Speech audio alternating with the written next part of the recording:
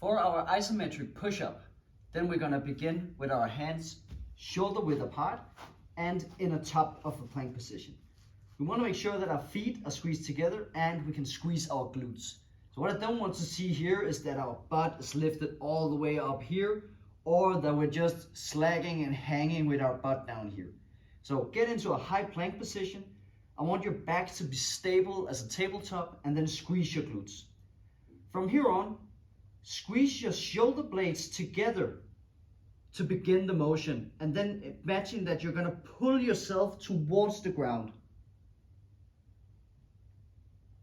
Then you're gonna get as low as possible, where you can still squeeze your glutes, keep your back in a neutral position, and making sure that your shoulders are squeezed together. A couple of examples that I see quite often is that we're starting out in a good position, but then we're keeping our butt high and only lowering our head to the ground.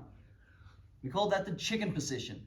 Another position that I also see a lot is that we don't have a lot of strength and stability around our shoulders, so we're bending a little bit in our arms, and then our butt is lowering down like this, and our back is arching. We call that the porn star. Make sure that you're only lowering yourself down to a point where your back is neutral, your glutes are squeezed, and then you can actually pull your shoulder blades together like this. The third thing that I also see, that if you can keep a neutral back, you can squeeze your glutes, then sometimes people have trouble with contracting their shoulders and keeping their upper body stable. The rest of the body looks good, but when we get down here, then the shoulders are rounding forward like this.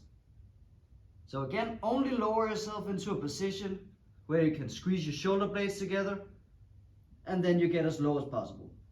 And if you find yourself that this is the starting position for you, then that's perfectly fine.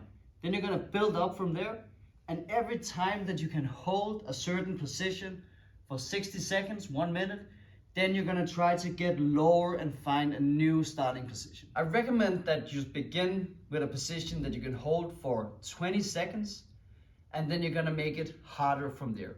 So don't begin with a position that you can easily just hold for 60 seconds. Challenge yourself, try to find a position you can hold for 20 seconds, and then increase the difficulty from there.